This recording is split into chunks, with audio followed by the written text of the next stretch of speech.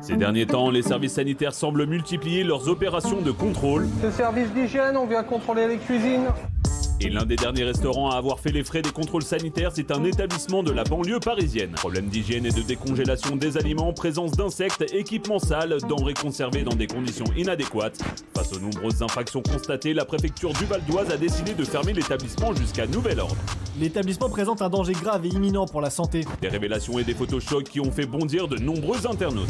Ça me dégoûte, vraiment. Moisissures, insectes, mauvaise conservation, les images d'un restaurant ayant fermé pour risque d'intoxication alimentaire scandalisent.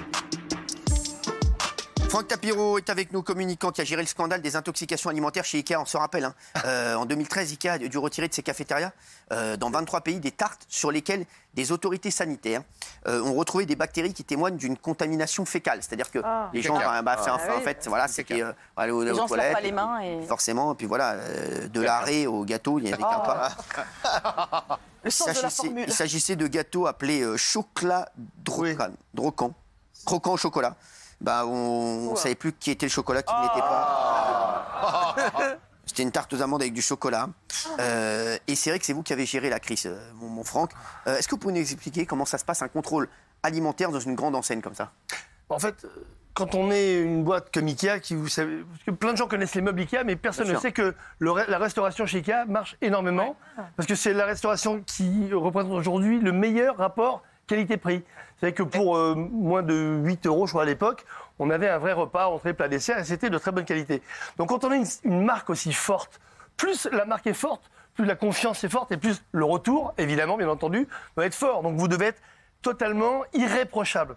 Donc quand la marque est forte et qu'elle se prend une crise comme cela, parce qu'il peut y avoir des contrôles inopinés, comme on dit, ou des contrôles même où on prévient, mais même quand on est prévenu, on peut très bien être ou dans l'ignorance, ou ne pas voir les choses, ou alors il peut y avoir des accidents. Et les accidents arrivent très souvent. Il ne faut pas croire que c'est uniquement de la négligence ou volontaire, parce qu'il y a des fous. N'oublions pas qu'ils savent absolument que certaines denrées sont impropres à la consommation et qu'ils les mettent à la consommation au quotidien. Ce n'est pas du tout le cas d'Ikea. C'était des accidents. Il y a eu les tartes, il y a eu aussi les boulettes. Ah oui. Et d'ailleurs, les boulettes, il y a eu une crise, parce qu'on avait proposé, nous, à l'époque, de communiquer très vite. Ce qu'il faut faire pour une grande marque, c'est prendre le lead, encore une fois, de la communication pour éviter que la crise communique à votre place. C'est toujours cela. Il y a toujours du déni, parfois, chez certaines marques qui disent « mais non, c'est pas possible chez nous ». Bien entendu, on est humain, les marques sont aussi humaines et les accidents peuvent arriver. Donc, prendre le lead, communiquer avant que tout le monde s'en empare. Et maintenant que les réseaux sociaux, n'en parlons pas, ça va 10 fois plus vite. 2, ne pas rentrer dans le déni. Dire il y a probablement... Voilà. Oui, et puis il y a probablement du caca dans les gâteaux. Probablement. Il y a probablement... Voilà. Ça, c'est un peu plus compliqué, mais dire il y a probablement un problème, une erreur, et surtout montrer vis-à-vis du grand public qu'on va tout mettre en œuvre pour trouver le problème et essayer de trouver une solution. Et en 3, surtout, ne pas avoir peur. Ça, c'est la chose la plus importante. Quand il y a une erreur, l'assumer directement. Parfois même aller un peu plus loin, le devancer, dire les choses. Pourquoi?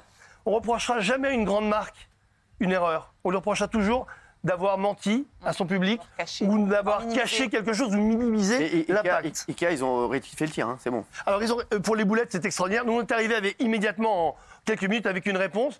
On voulait passer dans tous les journaux une annonce avec marqué « Désolé pour la boulette ». Sauf que là, ils ont eu raison de refuser. Pourquoi?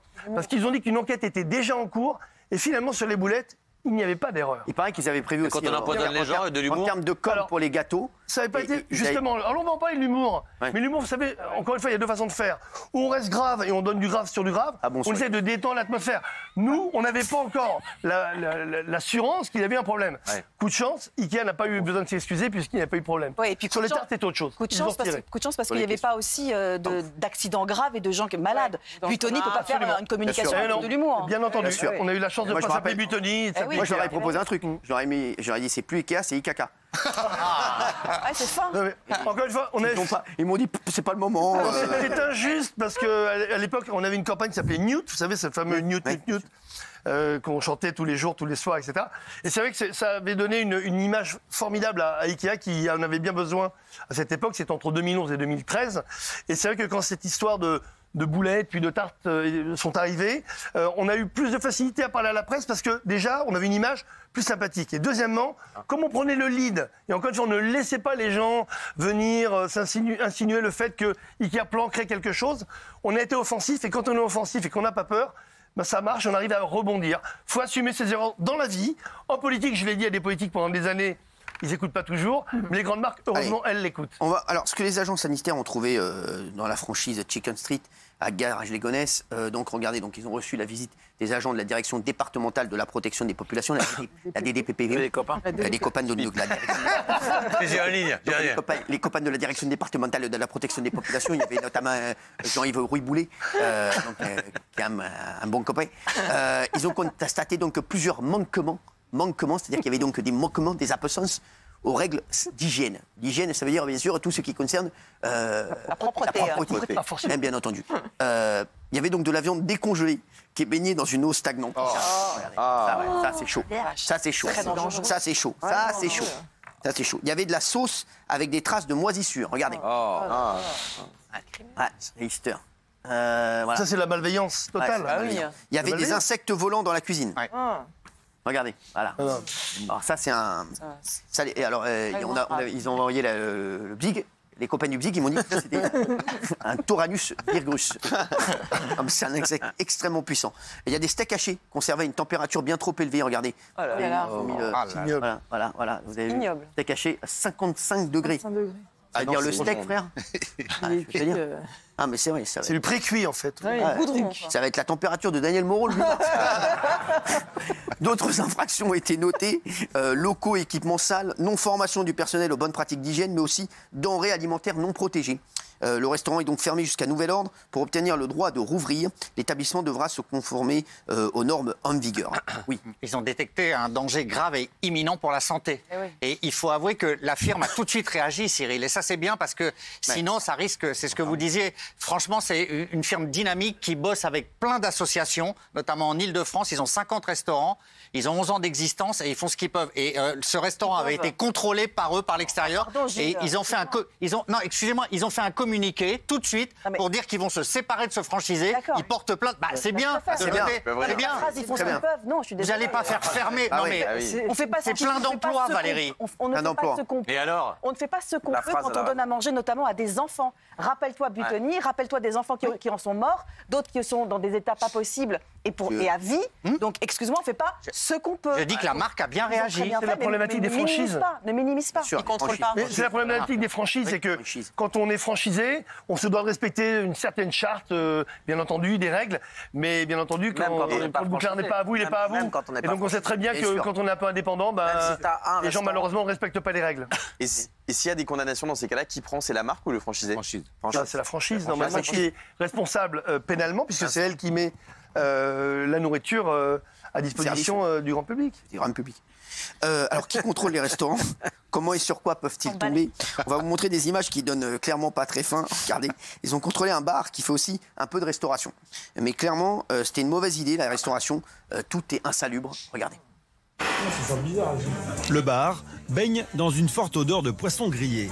Les policiers n'en croient pas leurs yeux.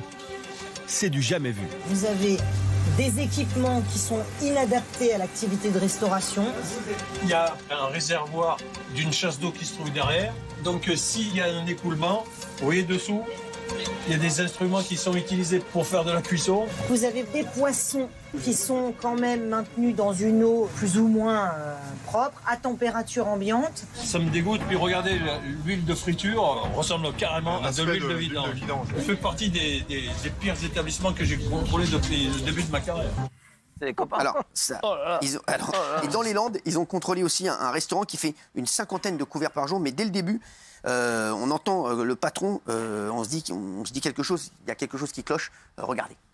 Vous avez des chambres froides On a une chambre froide, mais elle marche pas trop. Comment ça marche pas trop? Alors là, ça sent vraiment très mauvais, là. Il y a des bêtes, des nuisibles un peu partout. Il y a des traces d'infiltration d'eau. Alors là, c'est la cata. Cet établissement n'est pas du tout... pas du tout géré, en fait. J'ai planté mon thermomètre dans le gruyère et on est à 17 degrés. On doit être entre 2 et 7 degrés. Catherine a repéré d'autres denrées qui semblent cette fois totalement périmés. Vous voyez, on ne peut pas dire quand même que le foie gras il soit très appétissant. Ah ouais, c'est de la pierre, la pierre. Le foie gras, c'est de la pierre. Alors ça, c'est rien. Alors là, voilà, ça. Alors, il n'y a pas que les restaurants qui sont concernés. Hein. Regardez, alors on pense beaucoup à nos amis boulangers. Hein. Pour la plupart, c'est... Franchement, ils sont exemplaires. C'est exemplaire. Mais là, regardez dans cette boulangerie, insectes, température, zéro hygiène, tout y passe, regardez.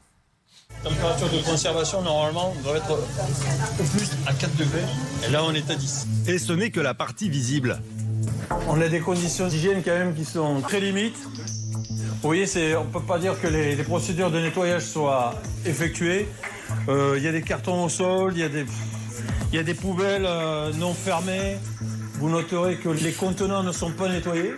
Les murs sont poisseux au toucher. J'ai même des cafards. Attirés par l'humidité et la nourriture, les insectes ont envahi les lieux.